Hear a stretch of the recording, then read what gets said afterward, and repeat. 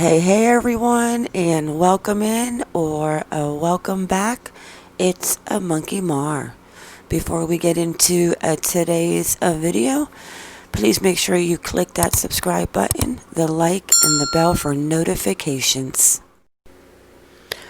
Alright guys, let's get into episode 7, part 2. I am going to play the interview from Chief Jon Walker yesterday, and I am going to kind of do a reaction. So I'm going to kind of talk about my thoughts. Look at these two, as guilty as can be, hugging them armpits, pacing.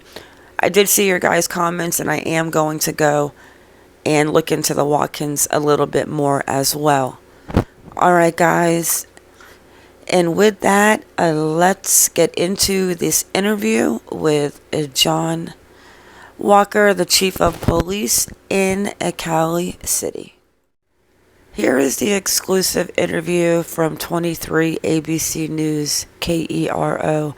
So let's do a little bit of a reaction, go through it. I will definitely attach the link below in the description because I'm not going to go through a 32-minute video, but let's touch on some points.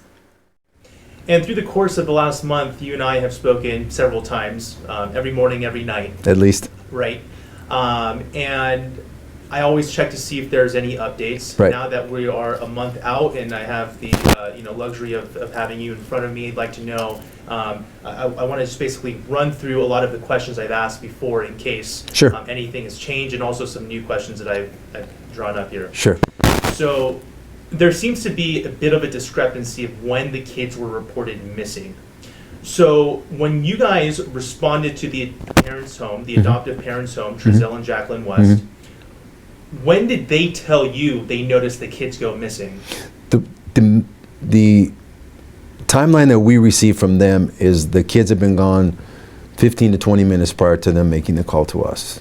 So they noticed the kids gone, they searched the house, they searched the immediate area, and I believe Trezell actually got in his car and went searching in his car, came back. When they came to the realization they needed help, they called us.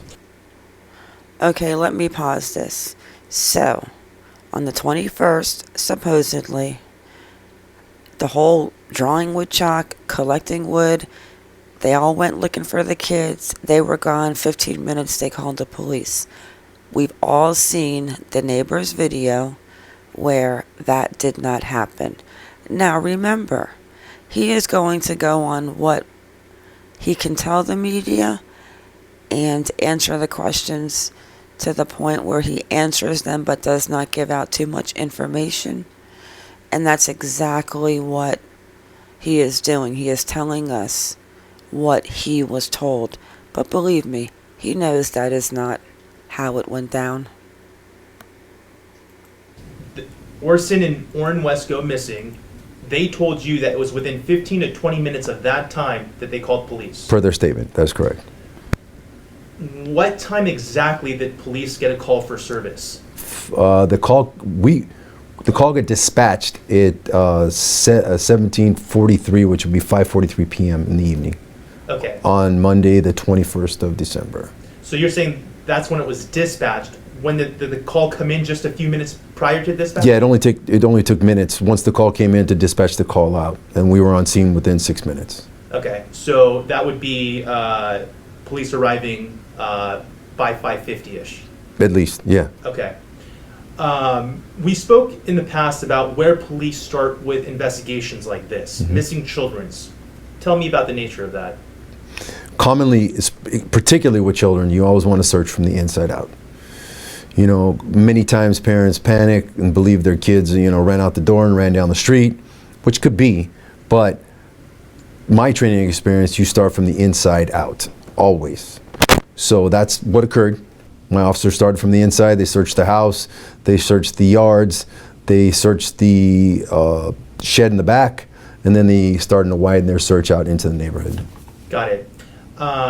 And from my understanding, it was the very next day that there was a search warrant executed at the home. Correct. There needs to be probable cause for a search warrant to be granted by a judge. What was that probable cause to go in there with a search warrant? Well, particularly when small kids are involved, we have the right to go in and search.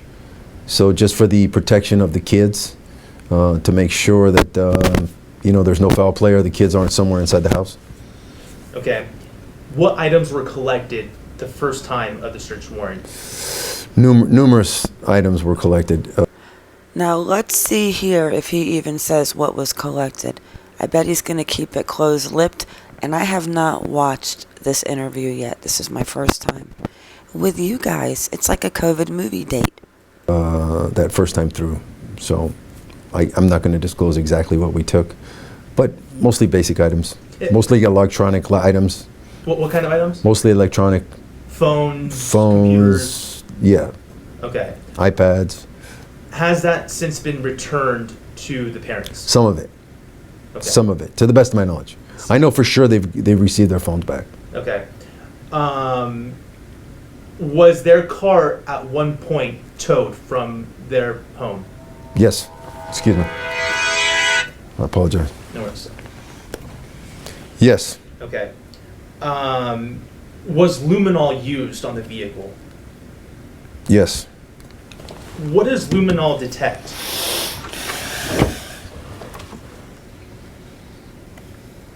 All right, let me jump through this because most of us in the crime community know that luminol detects blood. So let me pause this and go into something else that I want to touch on. I'm not sure what it is because I haven't watched it, but I want to see what else he's going to say.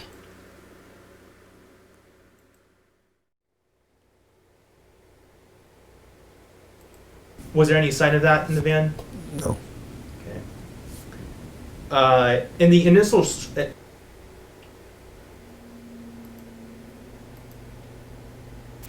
So right there, he said, did you use luminol in the van? And Chief Walker said yes. Did it show any blood? Chief Walker said no. Initial search of the home, there were scent dogs used, correct? Correct. What was the purpose of that? To locate the children. You know, if they pick up the scent of the kids in the house, once they get the scent of the kids in the house, then they like us, start to widen their search. But the dogs never picked up any scent outside the house. Can you put that in terms of why that is important to know, that there was no scent of the kids outside of the home? It doesn't necessarily mean anything in particular, but it does lead us to believe that, the kids did not wander outside of the house. All right, so you hear that? So people are like, oh, they didn't get the dogs out there. They didn't get the search dogs out. They didn't get the cadaver dogs out. Why? They did have the dogs. The dogs can't leave the house if there's not a scent. There's no scent of those little boys outside of that house. So where are they going to go with the dogs from there? They would need another area that the dogs would know to go track a smell. So obviously the kids might not have even been there. You've got rumors that there were 6. They gave back 2. Did they get 2 more? See, this is stuff that you just don't have the facts. All right, let's listen. But once again, that's not necessarily 100%. But the dogs didn't detect any scents outside the house. These dogs are fully trained for this, correct? Correct. There was no extreme weather patterns that day that we know of. There wasn't extreme wind like there is now. No. Did you guys find that a bit alarming or of interest? Of course. Now, scent dogs are trained to do a particular thing. They're unless they're dual trained, they're trained to do one specific thing, pick a scent, and find where it's gone. Was there any other dogs used in the home? Yes, we had a cadaver dog come in as well. And what are cadaver dogs trained to do? Find dead bodies. See, bingo, they had a cadaver dog in the house as well. So all of these rumors about there was no dogs. They need to have something to go on. All right, let's listen. So, none found. They didn't detect anything at all. No. Okay. How many additional times has law enforcement gone into the home? Since the first day, we've been in there at least 4 times that I know of. And what items were collected during those times? Once again, several other items that we believe could be of evidentiary value. Okay. And those are obviously items that you are unable to disclose at this time. Correct. Okay. You mentioned particular attention to the backyard in our previous conversations. Mm-hmm. What kind of work has been done in the backyard? That backyard has been completely excavated by an FBI forensic team. We found some, piles of dirt back there. So just to be sure, we actually dug them up. Sure of what? Sure that there wasn't anything in the backyard that, could lead us to the kids. Or being sure that the kids weren't in the backyard. Correct. You mentioned that you go from the inside out. You expanded to the neighborhood. Initially, you guys spoke to all the neighbors in the area. Mm-hmm. Did they mention any sightings of the boys? Once they went missing? Yes. No. And I recall at the time we spoke, you said that there was no sighting of the boys ever since they were there in September. Originally, the neighbors we did contact said that they had no knowledge there were kids in the house, but since then we have had neighbors come forward and say that they did have knowledge that there were children staying in the house. So neighbors had knowledge there was children in the home, but there was never a positive ID of Orrin or Orson, right? No. Or any of the kids for that matter. So none of the kids have ever been positive. Okay, this is the part I want to touch on right here. This is what I have been saying. So, yes, the kids were seen on the neighbor's surveillance camera. It was a distance. Honestly, at the end of the day that the kids all left in the van for that 5 hours, wherever they went, you really don't know what kids got in the van. I mean, you cannot speculate that. You cannot see that. It's impossible. Impossible. All right, let's go a little further. ID'd, but there has been neighbors that told you, hey, we were aware that there were children in the Yes, home. that is a correct statement. Okay. Now I've asked you this before, but where was the last positive ID, hence the last time Orrin and Orson were seen? To the best of our knowledge, Yes. the day that they went missing. From the parents? From the parents. Now, you guys go into the neighborhood to see if anybody else has seen the kids. Mm-hmm. I'm talking about anyone other than the adoptive parents. Was there a last positive ID of Orrin and Orson West anywhere other than California City? Probably in Bakersfield with the grandmother.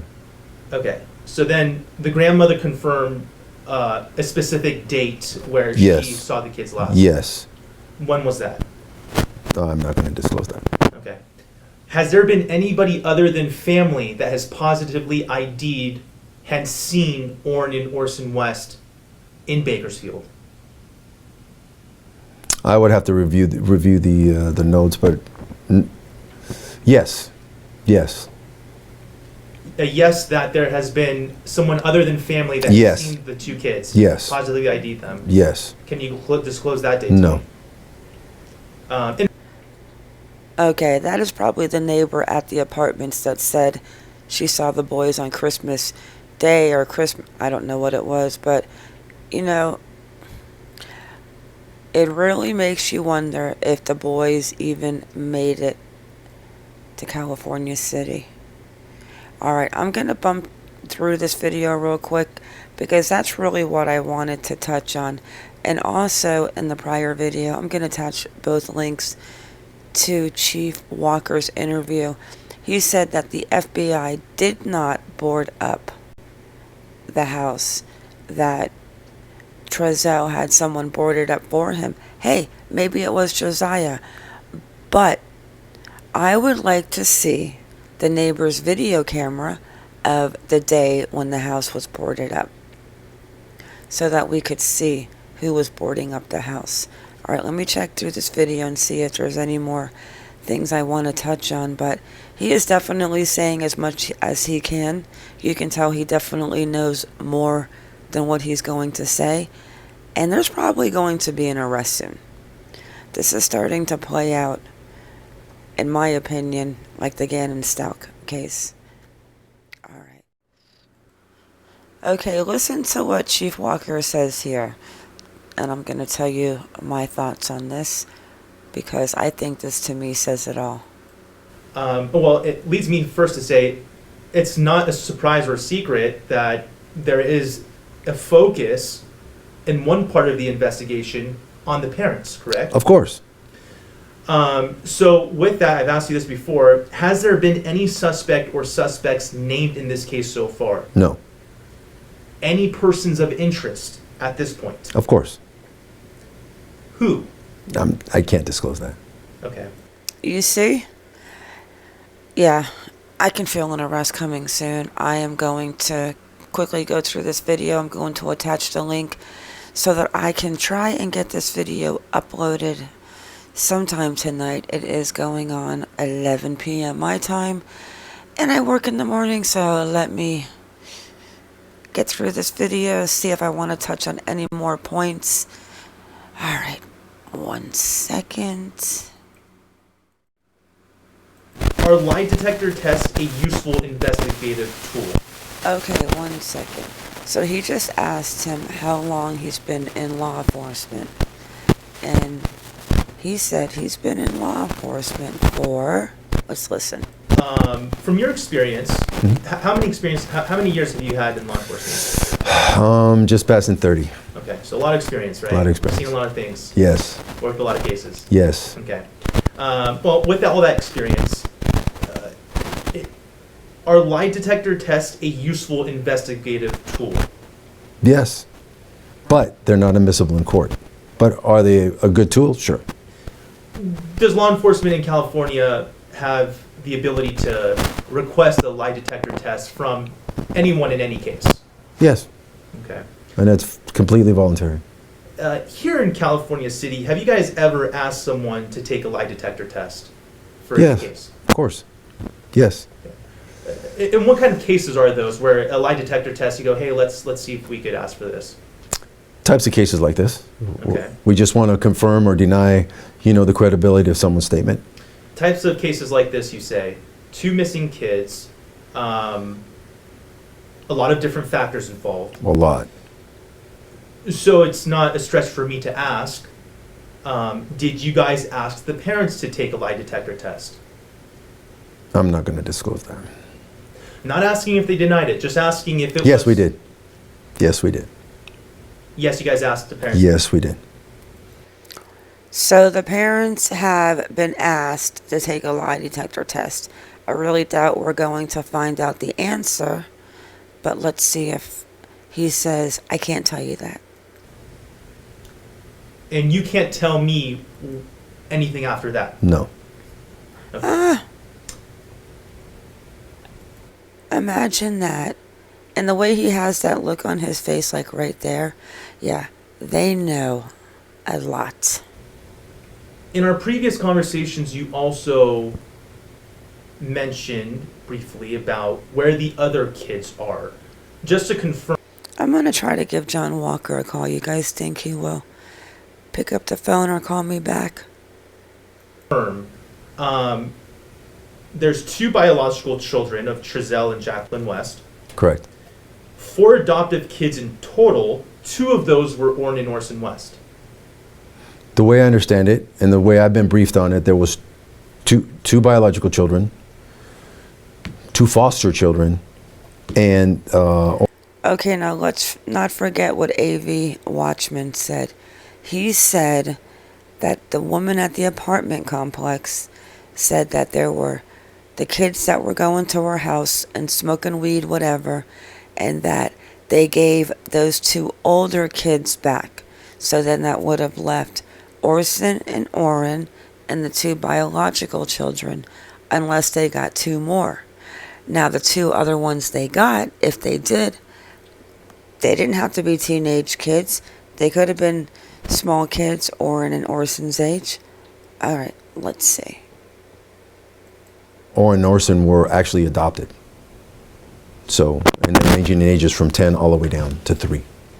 Were you guys able to confirm that the day the two boys went missing, that the parents' other 4 children were not at the home at the time? They were not at the home at the time. That is correct. Where were they? They were in Bakersfield with the grandmother. What was the reason for that? I think it was a holiday visit. That's the way it was explained to me. Okay.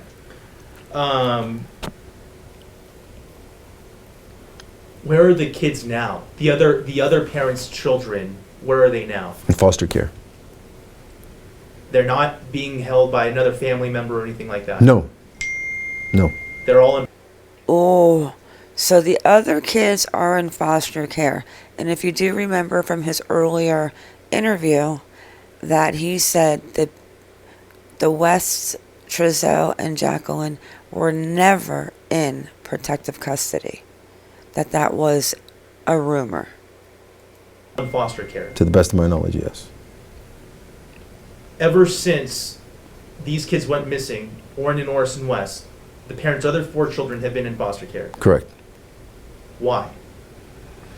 Until we can determine what happened to the other 2 kids, and determine, well, then it's up to Children's Services when they want to release the children back to the parents. So at this point, it's not really in authorities' hands. You guys share information with CPS. They look at the situation, and at this point, they're acting on their own and deciding what happens with the children. Correct.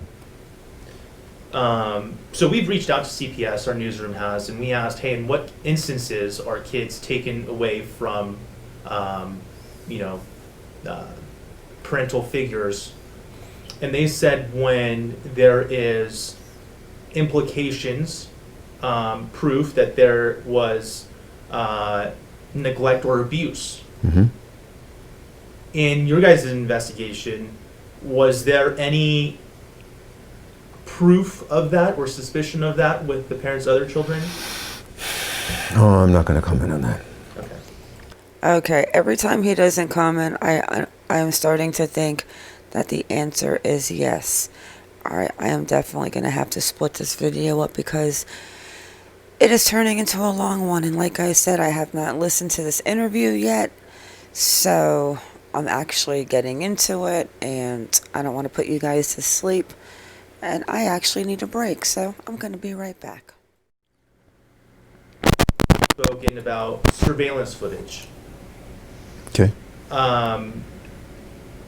Obviously, Cal City PD's aware that there's surveillance footage out there, correct? There's footage off of security cameras from the neighboring homes. That is correct.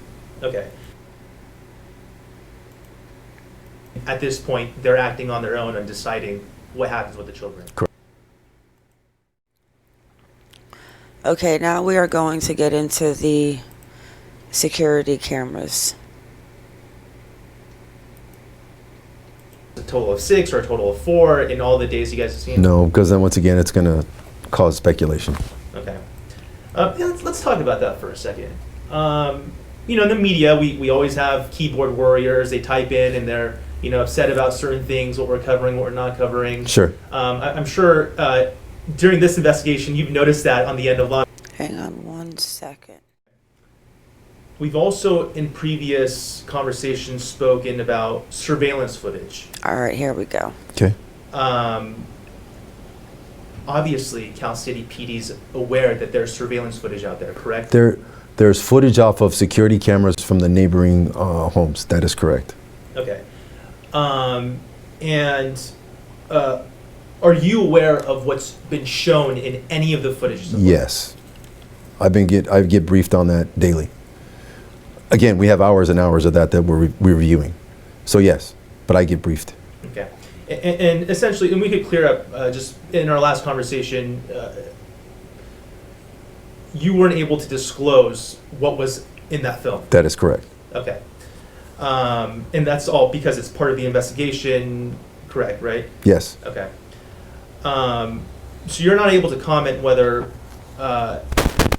only only certain amount of kids were seen in the parents' adoptive home from the surveillance footage in the area. No, I'm not going to comment on that. Okay. You're not able to say whether there was a total of 6 or a total of 4 in all the days you guys have seen. No, because then once again, it's going to cause speculation. Has that path led you to believe that these kids are dead? No. No. I can't. I have to remain optimistic and hopeful that that's not true, and that it's going to lead us to where they actually are. Well, let me ask you. We all want to be hopeful these kids are alive. Of course. Let's be honest. Of course. But has your investigation led you to believe that you say foul play is involved? I believe so, but that doesn't mean they're dead. Okay. Doesn't mean they're dead at all. I'm just saying my portion of the investigation at this point, how did those kids get out of that backyard? It's a big backyard. It's well fenced. Because you're correct, foul play was involved, and 2 little boys didn't wander off the backyard together. One maybe followed dad out the fence, but yeah, that is absolutely ludicrous. Whoever thinks that these little boys were kidnapped from that backyard. Alright, this is the last part I am going to touch on. But it's funny because now they're talking about, do you think the kids were kidnapped? Which leads me to believe somehow they got removed from that backyard. Do you question whether they were ever actually in that backyard, given everything you've told me so far? We have to question everything. Of course. Of course.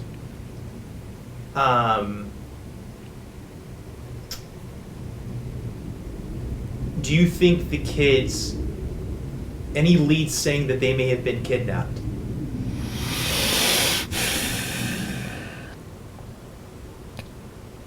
I'm not going to comment on that. Chief Walker, your body language says it all.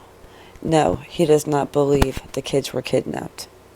Because I don't want to give you a bad answer, because that's a pretty loaded question. If someone took them out of the backyard, then yeah, that would mean they were kidnapped. And yeah, you But no one's come forward and offered money for their return at all. So, and I believe the reward money is up to $100,000. Yep. So, but no one's come forward yet. any indication these kids could have been trafficked? It's always a possibility, yeah. Again, that goes back to semantics. Were they kidnapped? Kidnapping means illegally moving one person from one point to another, whether it's from the front yard to the backyard or from the backyard to wherever. But kidnapping means that they went against their will somewhere they didn't want to go. And if they've taken them there now, and now they're trying to traffic them, so it's kind of one and the same. So it's a possibility. We're open to all that. I do not think those poor little boys were trafficked or sold for $100,000. That would make somebody's day really nice if they knew what was going on. All right. Okay, last part. This part is actually interesting when the reporter asks about this going to a cold case. But barns, there's all kinds of recreation rooms out there, little campsites. Searched the whole thing. Took us 3-4 hours. And came up empty. Any indication that this may become a cold case? Not at this point. I think we still have enough to go on for now. But again, we reevaluate that daily and what are we going to do next. So, but, missings never, they never go away until you find those people. So, cold case would mean we put it on a box and put it on a shelf somewhere and we revisit it every once in a while. But even the cold cases I have now, I have someone working on them every day. I have a full-time crime analyst that works on them daily. All right, so we're not going to finish this interview. I went through most of it. But really, I guess now we wait and see if they're going to make an arrest. Something brought them back to that house today. And still, they never mentioned Josiah. Alright, so let's go ahead and wrap it up, guys.